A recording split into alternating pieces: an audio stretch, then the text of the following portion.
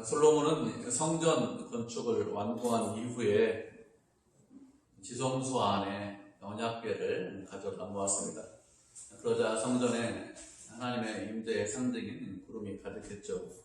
하나님께서 성전에 임하셨다는 것입니다. 이렇게 하나님께서 성전에 임하시자 솔로몬이 감격해서 백성들에게 연설했습니다. 솔로몬과 백성들이 성전을 건축한 이유가 무엇인가 하면 하나님의 이름을 위해서 성전을 건축을 했습니다. 다른 이유가 있는 것이 아니라 하나님의 이름을 위해서 성전을 건축했죠. 하나님의 이름을 위한다는 것은 무슨 뜻인가 하면 하나님의 이름만 높이 드러나고 하나님의 이름만 알려지고 하나님의 이름만 영광 받으시게 하기 위해서 그래서 성전을 건축했다는 것이죠. 솔로몬과 백성들이 그렇게 하나님의 이름을 위해서 성전을 건축했다는 것을 아시기 때문에 하나님께서 성전에 임재하신 것입니다. 이렇게 하나님께서 임재하시자 솔로몬이 백성들에게 연설을 마친 이후에 이제부터 기도를 하기 시작합니다. 22절부터 53절까지가 솔로몬의 기도죠.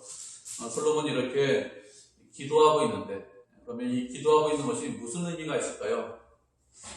이것은 성전에 주요한 여러 가지 기능이 있지만 성전에서 해야 하는 가장 중요한 것은 무엇이냐? 그것은 기도라는 것입니다. 성전에서는 날마다 제사를 드렸습니다. 번제를 드렸죠. 성번제라고 해서 아침과 저녁에 번제를 드렸습니다. 그리고 안식일을 지키고 절기마다 모여서 예배를 드렸습니다. 성전의 주요한 기능이 예배를 드리는 기능이죠. 그렇기 때문에 늘 제사 드리고 늘 예배를 드렸습니다. 그런데 그렇게 예배를 드리는 것만큼 중요한 기능이 무엇이냐? 그것은 기도하는 것입니다. 우리가 말씀을 살펴보도록 하겠습니다. 이사야 56장 7절과 8절입니다. 이사야 56장 7절 8절입니다.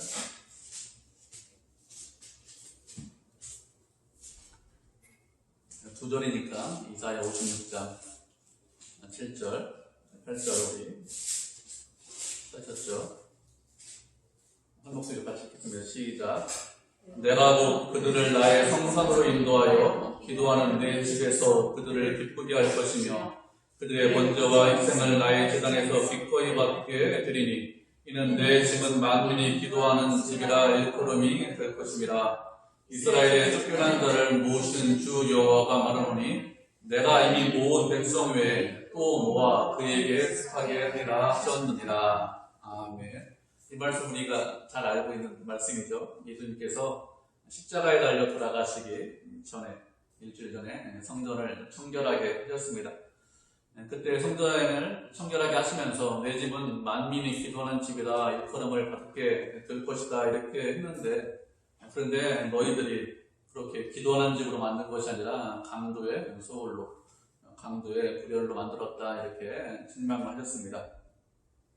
이렇게 말씀하신 것은 조금 전에 읽은 우리 이사야 말씀을 예수님께서 인용을 하신 것입니다. 내가 곧 그들을 나의 성산으로 인도하여 기도하는 내 집에서 그들을 기쁘게 할 것이다 이렇게 말씀하셨습니다. 여기서 그들이 누구인가 하면 이방인들을 말합니다. 이방인들은 하나님의 성산으로 인도한다는 거예요. 누가 하나님의 성산으로 이방인들을 인도를 할까요? 하나님께서 이방인들을 당신의 성산으로 인도를 하십니다. 이방인들이 소원해서 그래서 그런 거룩한 산에 오는 것이 아니죠. 그렇다고 이스라엘 백성들이 이방인들을 초청해서 그래서 이방인들이 하나님의 거룩한 산에 오느냐 그런 것도 아닙니다. 하나님께서 그들을 친히 당신의 성산으로 인도하시겠다 이렇게 말씀을 하고 있죠. 그래서 당신의 집에서 성전에서 그들을 기쁘시게 할 것이고 그들이 드리는 번제와 희생제사 이런 예배를 다 받으시겠다고 했습니다. 그리고 그 집을 무엇이라고 부른다고 말씀하셨습니까? 내 집은 만민이 기도하는 집이다 일컬음 받는다 이렇게 말씀하셨습니다. 하나님의 집, 하나님의 성전을 무엇이라고 부르느냐? 만민이 기도하는 집이다, 집으로 불리운다 이렇게 말씀하신 것이죠. 성전의 주요한 기능이 무엇이냐? 주님 앞에서 예배를 드리는 것이 상당히 중요한 기능입니다.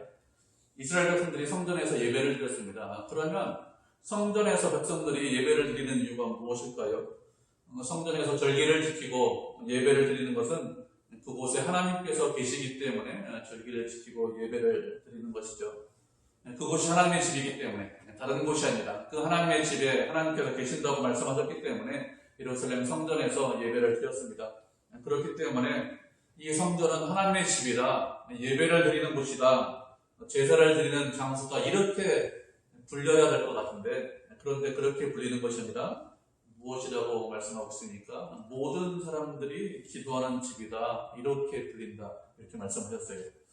이렇게 말씀하시는 것은 성전의 아주 중요한 기능이 무엇이냐, 그것은 기도하는 곳으로, 기도의 집으로 그런 역할을 하는 것이 중요하기 때문에 모든 사람이 기도하는 집이다, 그렇게 불린다고 말씀하신 것입니다. 그러면 성전에서 기도하는 것이 왜 중요할까요? 8절을 보면 이렇게 말씀하고 있습니다. 이사야 56장 8절에 이스라엘의 쫓겨난 자를 모으시는 하나님께서 말씀하시기를 누구를 또다시 모으신다, 이렇게 말씀하셨습니까? 이미 모은 백성만 다시 모으는 것이 아니라 이미 모은 백성 외에 다른 백성들을 모아서, 그래서 그 모은 백성들을 그에게 속하게 하신다, 이렇게 말씀을 하고 있습니다. 그에게 속하게 한다는 것은 하나님에게 속하게 하신다는 것이죠. 하나님의 백성이 될 수 있도록 하신다, 이런 뜻입니다. 하나님께서 이미 모으신 백성들이 있습니다. 이미 모으신 백성들이라는 것은 바벨론 포로로 끌려갔던 그런 사람들을 말합니다. 이스라엘 백성들은 바벨론 포로로 끌려가서 여러 지방에 흩어져서 살았습니다. 그런데 그들을 다시 모으셨죠. 그들을 다시 모으셔서 가나안 땅으로 오게 하고 가나안 땅에 다시 정착해서 살고 또 다시 성전을 짓고 살 수 있도록 하셨습니다. 이렇게 이미 모은 백성들이 있습니다. 그런데 이미 모은 백성들, 그들만 모으는 것이 아니라 다시 백성들을 모으신다고 했습니다.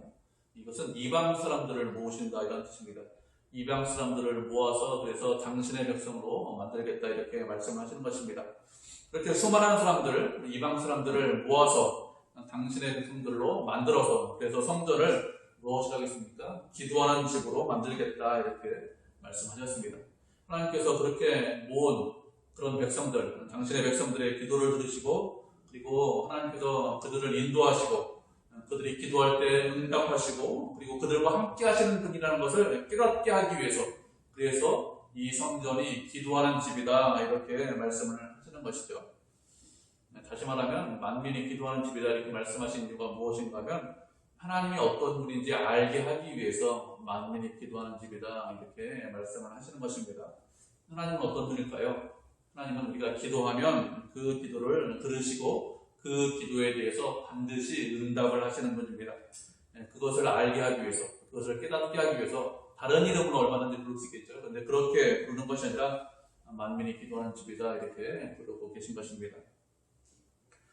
세상에는 세상 사람들이 믿고 섬기는 신들이 꽤 많이 있습니다. 우리가 볼 때는 신이 아니라 그냥 무상인데 그들은 신이라고 그렇게 섬깁니다. 그러면 그런 신들이 기도를 듣고 그 사람들, 이방 사람들도 기도하잖아요. 세상 사람들도. 그들의 기도를 듣고 응답을 할 수 있을까요? 그렇지 않죠. 우상은 아무것도 아닙니다. 아무리 그 사람들이 많은 시간을 들여서 기도를 해도 아침 저녁으로 목욕제기하고 그렇게 지성을 들여도 그래도 세상 사람들이 섬기는 그 신은 그들의 기도를 들을 수가 없습니다. 우상은 눈이 있지만 볼 수 없고 귀가 있지만 듣지 못합니다. 그 우상의 눈과 귀는 그냥 장식품에 불과합니다. 그렇지만 우리가 믿는, 우리가 알고 있는 그런 하나님은 그런 분이 아니죠. 우리의 눈과 귀를 만드신 분입니다. 우리의 모든 것을 다 보고 계시고 그리고 우리가 기도하면 우리의 기도를 들으시고 그리고 그 기도에 대해서 반드시 응답하시는 분입니다. 그렇기 때문에 우리가 어떻게 될까요? 우리의 기도를 들으시고 응답하시는 분이기 때문에 우리가 담대히 주님 앞에 나가서 기도해야 됩니다. 우리가 기도할 수 있다는 것, 그 자체가 특권이죠. 하나님께서는 우리의 기도만 들으십니다. 우리의 기도만 응답해 주세요. 당신의 자녀의 기도만 들으시고 당신의 자녀의 기도만 응답해 주십니다. 세상 사람들이 많은 소리를 해도 많은 시간을 투자해도 아름다운 미사업을 동원해서 그래서 그들도 기도한다고 해도 하나님께서 그 기도를 들으시느냐? 그렇지 않습니다. 듣지 않으십니다. 응답하시느냐? 응답하지 않습니다. 왜요? 당신의 백성이 아니기 때문에, 당신의 자녀가 아니기 때문에 그렇습니다. 그렇지만 우리는 그렇지 않습니다. 당신의 백성이고 당신의 자녀이기 때문에 하나님께서 말씀하시기를 당신의 백성을 모셔서 기뻐하시고 우리의 예배를 받으시고 그리고 그 기도를 들으신다 분명히 말씀하셨습니다.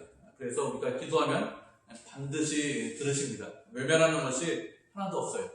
짧게 기도해도 이 짧은 순간에 급한 순간에 기도해도 그래도 이 기도도 들으실까? 예, 다 들으십니다. 외면하지 않아요. 모든 기도를 다 들으시고 그리고 그 모든 기도에 대해서 다 응답해 주십니다.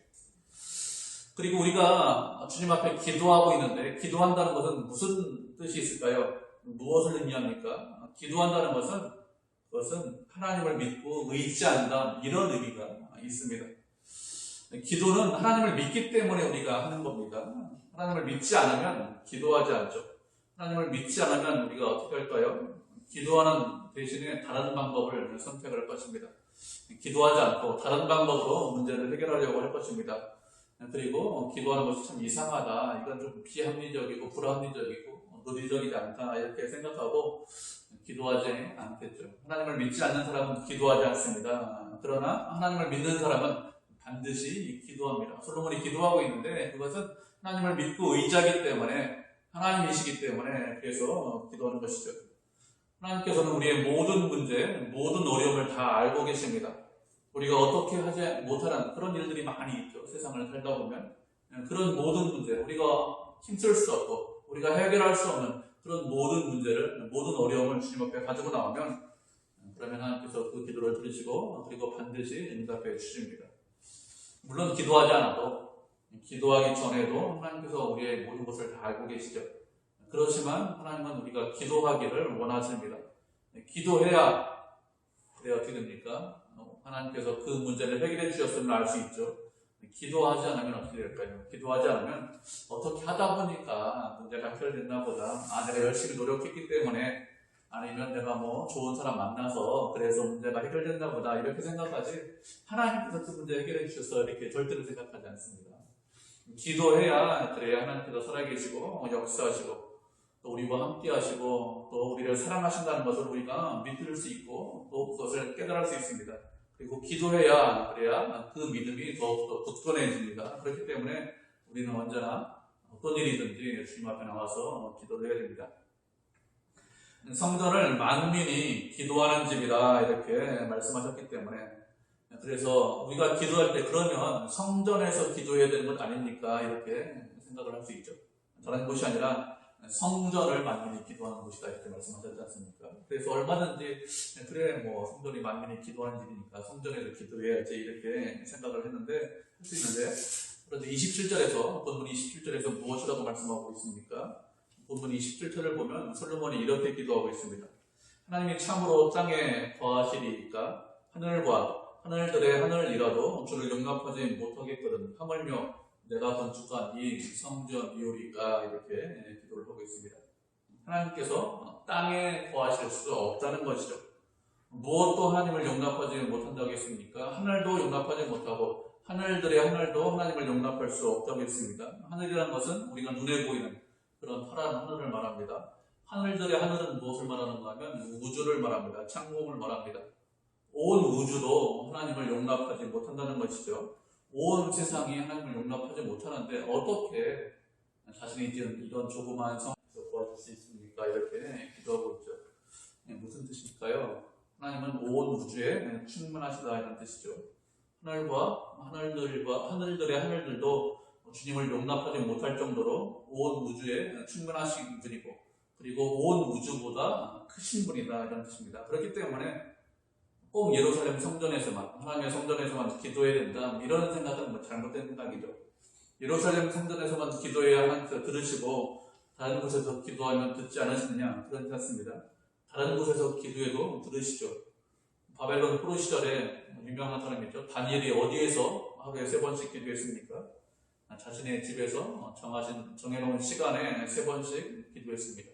성전에서 기도하는 것이 아니라 집에서 3번씩 기도했죠. 예루살렘을 보고 기도를 했습니다. 바벨론이 동쪽에 있기 때문에 서쪽을 쳐다보고 기도를 했겠죠. 그렇게 성전을 보고 기도해도 하나님께서 그 기도에 대해서 응답해 주셨습니다. 본문 30절에 무엇이라고 말씀하고 있죠? 이 성전을 향해서 기도할 때 주께서 계시는 곳 하늘에서 들으시사 사하여 주옵소서 이렇게 기도하고 있습니다. 하나님께서 어디에서 들으신다고요?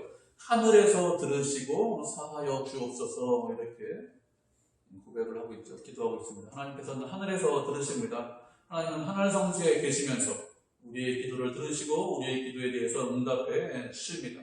하나님은 온 우주에 충만하시고 온 우주보다 크신 분이죠.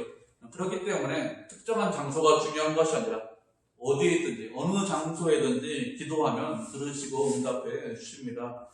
말씀드린 대로 기도는 특권이죠.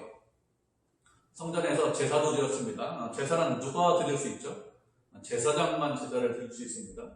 그리고 지성소에 들어갈 수 있는 사람은 누가 지성소에 들어갈 수 있습니까? 한 사람만 지성소에 들어갈 수 있어요. 대제사장 한 사람만. 그것도 여러 번 들어갈 수 있는 것이 아니라 1년에 딱 한 번, 대속죄에 한 번 딱 들어갈 수 있습니다. 그렇지만 기도는 그렇지 않습니다. 기도는 주님의 백성이면 누구든지 담대하게 주님 앞에 나가서 기도할 수 있습니다. 제사장만 기도할 수 있느냐? 그렇지 않죠. 모든 백성이 기도할 수 있습니다. 그렇게 모든 백성이 기도할 때는 하나님께서 어떻게 하십니까? 그 기도를 들으시고 그 기도하는 사람과 함께 하시고 그리고 그 기도를 모두에게 응답해 주세요. 특정 사람만 만나시고 특정 사람에게만 제사장에게만 기도 응답해 주신다 이렇게 말씀하신 적이 없습니다. 우리 모두를 다 만나주시고 우리 모두의 기도에 응답해 주십니다. 하나님께서 우리에게 은혜 가운데 거할 수 있는 그런 방법을 주셨어요. 그것이 무엇이냐? 그것이 기도하는 겁니다. 주님의 은혜 안에 거할 수 있는 방법, 그것이 무엇이죠? 주님 앞에 나가서 주님과 교제할 수 있는 것이 무엇이냐? 기도입니다. 그렇기 때문에 늘 기도해야 되겠죠. 주님께서 응답하심을 의심하지 않고 주님을 믿고 의지하면서 주님께서 함께 해주심을 감사하면서 늘 기도할 때 그때 우리가 어떻게 할 수 있습니까? 은혜 가운데 거할 수 있습니다. 다른 방법이 없어요. 다른 방법이 있으면 제가 말씀드리겠습니다. 다른 방법이 아니라 기도 말고 하나님께서 우리에게 주신 방법이 없기 때문에 주님과 늘 동행하고 은혜 안에 거할 수 있는 방법이 그것이 기도이기 때문에 기도해야 된다 이렇게 여러 번 말씀을 드리는 것입니다. 솔로몬이 기도하고 있습니다. 그가 기도할 때 어떻게 기도하고 있습니까? 본문 22절을 보면 서서 하늘을 향해서 손을 펴고 기도하고 있죠. 손을 들고 기도하는 것은 구약시대에 사람들이 기도할 때 취하던 일반적인 자세죠. 손을 들고 기도한다는 것은 모든 것을 하나님께 맡기겠습니다. 이런 의미로 기도를 하는 것입니다. 하나님께서 손을 잡아주십시오. 하나님께서 은혜 베풀어 주십시오. 그래야 제가 이 땅 가운데 살아가는데 은혜 가운데 살 수 있습니다. 주님께서 함께하지 않으면 주님께서 손잡아 주시지 않으면 저희는 아무것도 아닙니다. 이런 의미로 손을 들고 있는 것입니다. 이렇게 손을 들고 기도하는데 무엇이라고 기도를 하고 있습니까? 23절을 보면 위로는 하늘과 아래로는 땅에 주와 같은 신이 없습니다. 이렇게 기도를 하고 있습니다. 솔로몬이 기도할 때 하늘과 땅 어디를 봐도 주와 같은 분이 없습니다. 이렇게 기도를 하고 있죠. 하나님이 유일하신 분입니다. 하나님이 유일하신 하나님이십니다. 이렇게 기도를 하고 있습니다. 솔로몬이 기도하는데 어떤 하나님께 기도하고 있습니까? 유일하신 하나님께 기도를 하고 있습니다. 솔로몬이 기도하면서 지금까지 자신이 알고 있고 자신이 경험한 그 하나님에 대해서 먼저 고백을 하고 있습니다. 솔로몬이 알고 있고 경험한 하나님은 어떤 분이죠? 하늘과 땅을 봐도 세상 어디를 봐도 주와 같은 분이 없는 분, 그분이 하나님이십니다. 그런 하나님께 기도를 하고 있죠. 그러면 세상의 신들, 세상의 우상들이 많이 있는데 그런 세상의 신들과 하나님이 어떻게 다를까요? 인간이 만든 우상과 하나님은 완전히 다른 분입니다. 우상은 누가 만들었느냐? 인간이 만들었습니다. 사람이 만들었어요. 사람이 우상을 만들고 그리고 그 우상을 신이라고 섬깁니다. 우상을 만든 사람이 이게 우상이 신이야 이렇게 섬기죠. 세상의 신들은 무엇이라고 하죠? 세상의 신들은 자기를 섬기라고 합니다. 그렇게 하는 것이 세상의 신입니다. 그런데 하나님은 어떤 분이죠? 하나님은 그런 분이 아닙니다. 하나님께서는 당신을 섬겨라 이렇게 하시기 전에 먼저 어떻게 합니까? 당신께서 우리를 먼저 섬기셨습니다. 그것이 하나님과 우상의 가장 큰 차이점이죠. 우리가 말씀을 한 구절 살펴보도록 하겠습니다. 출애굽기 34장 5절부터 7절까지 말씀 살펴보도록 하겠습니다. 출애굽기 34장 5절부터 7절까지입니다.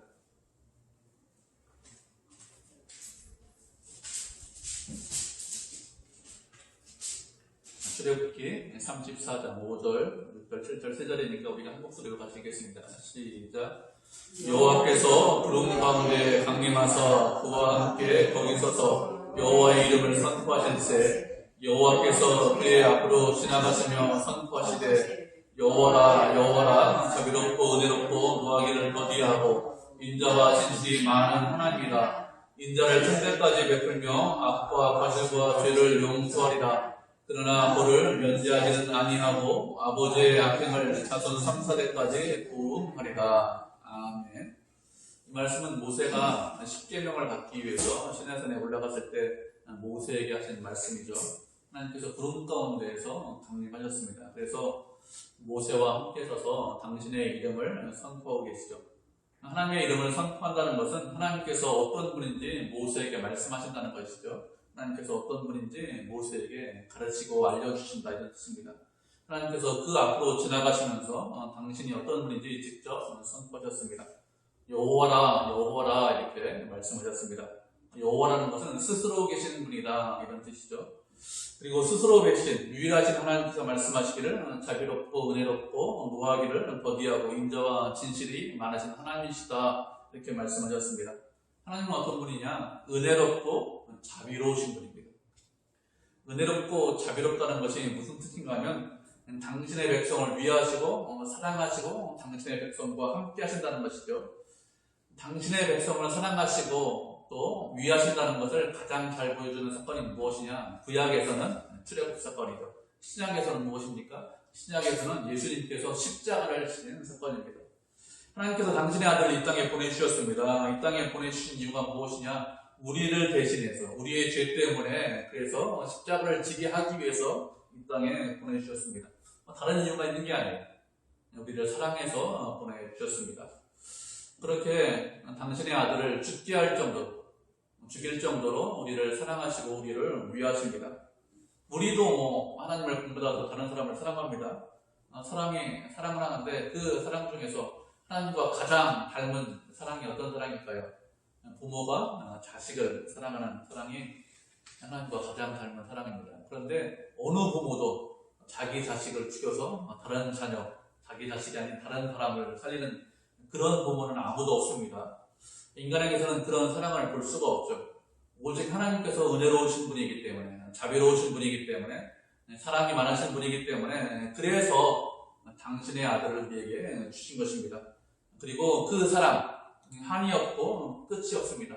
한 번 사랑하시면 얼마까지 사랑하신다고요? 1000배까지 사랑하신다고 했습니다. 악과 죄와 과실을 용서해 준다고 했어요. 우리가 지금 죄와 악이 많이 있습니다. 우리가 실수하고 잘못한 것들 많이 있어요. 우리가 알고 있지 않습니까? 다른 사람은 알지 못하지만 우리가 다 알고 있는데 그런 죄를 어떻게 한다고요? 그냥 용서하는 것이 아니라 1000배까지 용서하신다고 했습니다. 1000배까지 용서하신다는 것은 수천 배를 사랑하신다는 거예요. 수천 배를 용서하신다는 것이죠. 끝까지 사랑하시고 끝까지 용서하신다는 것입니다. 그렇지만 죄에 대해서는 그냥 넘어가지 않는다고 했습니다. 죄에 대해서 그냥 넘어가지 않는다는 것은 하나님께서 공의의 하나님, 정의의 하나님이시다 이런 뜻입니다. 하나님께서 우리를 사랑하시기 때문에 우리가 지은 죄를 그냥 모른 척하고 넘어가시겠지 이렇게 생각할 수 있는데 그렇지 않습니다. 그 사람이 끝까지 회개하잖아요. 그 사람이 끝까지 돌이키지 않으면 그러면 그 죄에 대해서 반드시 벌을 내리시고 그 죄에 대해서 반드시 심판하십니다. 죄를 졌습니다. 인간이 죄를 안 질 수가 없죠. 우리가 죄를 안 진 적이 없습니다. 죄를 졌습니다. 그렇지만 회개하면 어떻게 되죠? 70번씩 7번이라도 용서해 주십니다. 회개하면 형벌이 없습니다. 끝까지 사랑하시고 끝까지 책임지십니다. 그런데 죄인 줄 알고 있습니다. 돌이키지 않고 회개하지 않으면 어떻게 하죠? 용서하지 않으십니다.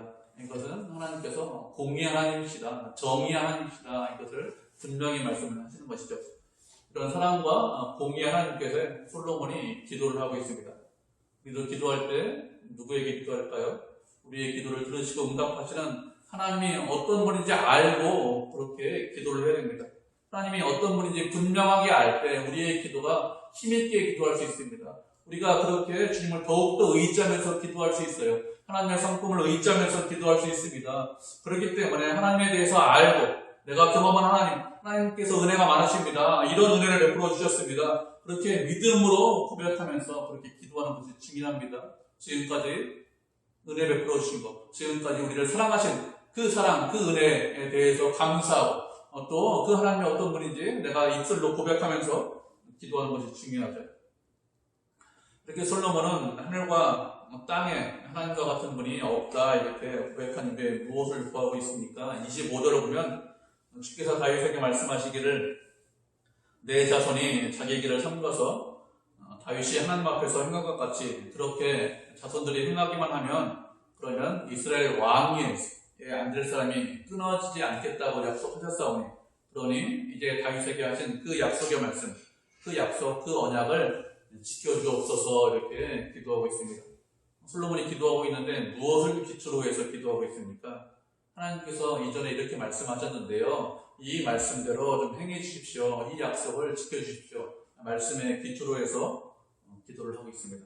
하나님께서 다윗과 약속을 맺으셨습니다. 다윗 언약을 맺으셨는데 그 약속을 기초로 해서 기도를 하고 있죠.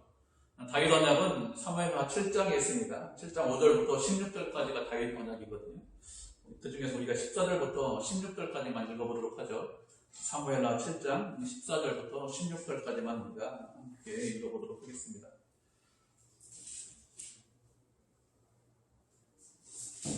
사무엘하 7장 14절부터 16절까지입니다.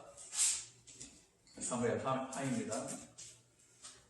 사무엘하 7장 14절 하셨죠? 14절부터 16절까지 사무엘하 7장 14절 같이 읽겠습니다. 시작. 나는 그에게 아버지가 되고 그는 내게 아들이 되리니 그가 만일 죄를 범하면 내가 사람의 매와 인생의 질식으로 징계하려니와 내가 내 앞에서 물러나게 한 사울에게서 내 은총을 빼앗은 것처럼 그에게서 빼앗지는 아니하리라. 내 집과 내 나라가 내 앞에서 영원히 무덤되고 내 왕위가 영원히 견고하리라 하셨다라. 아멘. 다윗은 하나님을 위해서 성전 건축하기를 원했습니다. 그런데 하나님께서 말씀하시기를 내가 나를 위해서 성전을 건축하는 것이 아니다. 하나님의 집을 건축하는 것이 아니라 내가 너를 위해서 하나님께서 다윗을 위해서 집을 세우겠다. 다윗의 집을 세우겠다 이렇게 말씀하셨습니다. 그러면서 14절을 보면 다윗의 집을 세우는데 누가 다윗의 집을 세우십니까? 다윗의 집을 세우는데 하나님께서 집을 세우신다고 했어요. 하나님께서 무엇이 되셔서 다윗의 집을 세우신다고 하셨습니까? 하나님께서 아버지가 되셔서 그 집을 세우신다 이렇게 말씀하셨습니다. 하나님께서 아버지가 되셔서 그 집을 세우면 어떻게 될까요? 하나님께서 아버지가 되셔서 그 집을 세우면 그러면 그 집이 안전하겠죠. 그 집이 무너지지 않습니다. 그 집이 바른 집이 될 것입니다. 그렇지 않고 하나님께서 세우시지 않고 솔로몬이 세우거나 기도하고 있는 아니면 다윗이 세우거나 아니면 다른 왕들이 세웠으면 그러면 그 집이 어떻게 될까요? 인간이 그 집을 세우려고 노력을 합니다. 아침과 저녁으로 노력을 하죠. 아침에 일찍 일어나고 저녁에 늦게까지 일합니다. 그렇다고 그 집이 세워질 수 있을까요? 인간이 아무리 노력을 한다고 해도 하나님께서 함께하지 않으시면 그러면 그 집은 세워지지 않죠. 아무것도 아닙니다. 하나님께서 함께 하셔야 그래야 그 집이 세워질 수 있습니다. 그렇지 않으면 어느 집도 세워지지 않고 집뿐만 아니라 어느 단체도 우리가 교회도 그리고 또 국가도 어느 무엇도 세워지지 않습니다. 그렇게 하나님께서 아버지가 되셔서 집을 세우시는데 그런데 사람이 우리가 앞에서 죄를 범할 수 있습니다. 인간이 죄를 범하면 그냥 주시는 것이 아니라 사람의 매와 인생의 채찍으로 징계하신다 이렇게 말씀하셨습니다. 사람의 매라는 것은 사람이 매가 된다 이런 뜻입니다. 인생을 살면서 힘들고 어려운 사람들을 만나게 하신다는 거예요. 우리가 살면서 스트레스를 가장 많이 받는 것이 무엇이죠? 사람 때문에 힘들고 스트레스를 가장 많이 받습니다. 일하는 것이 힘듭니다. 이러는 사람은 거의 못 본 것 같아요. 이렇게 말하는 사람 때문에 힘들죠. 사람 관계 때문에 사람이 어렵게 합니다. 그래서 직장도 떠나고 사람이 어렵기 때문에 그 사람을 안 보고 이렇게 하죠. 그러니까 죄 가운데 있으면 그러면 힘들고 어려운 사람들을 만나게 하신다 이런 뜻입니다. 그래서 사람들을 통해서 자기 자신을 돌아보게 하고 또 그것을 통해서 죄를 멀리하게 하고 하나님에게만 소망을 두게 하기 위해서 그래서 주변에 어려운 사람을 두는 것입니다. 그리고 인생의 채찍으로 징계하신다 이렇게 말씀하고 있죠. 인생의 채찍이라는 것은 인생의 한계를 알고 깨닫게 하신다는 것이죠. 인생이 채찍질할 수밖에 없다라는 것을 깨닫게 하신다는 것입니다. 인간이 얼마나 악한지, 얼마나 연약한지, 얼마나 부족한지 이런 것들을 알고 깨닫게 하신다는 것이죠. 인생이 채찍이 된다는 것입니다. 이것도 그렇게 하신 것은 하나님을 더욱더 의지하고 더욱더 섬기고 사랑하게 하기 위해서 이렇게 하시는 것입니다. 하나님께서 사랑하셔서 징계하시는 거예요. 사랑하셔서 징계하시는 것입니다. 우리를 미워하시는 것이 아닙니다. 그렇게 징계는 하시지만 그렇지만 무엇이라고 했습니까? 사울처럼 은총을 빼앗지 않는다고 했습니다. 하나님께서 얼마든지 죄를 지으면 은총을 빼앗을 수 있습니다. 그렇게 은총을 빼앗기면 그러면 어떻게 될까요? 그러면 아무것도 아닌 존재가 될 것입니다.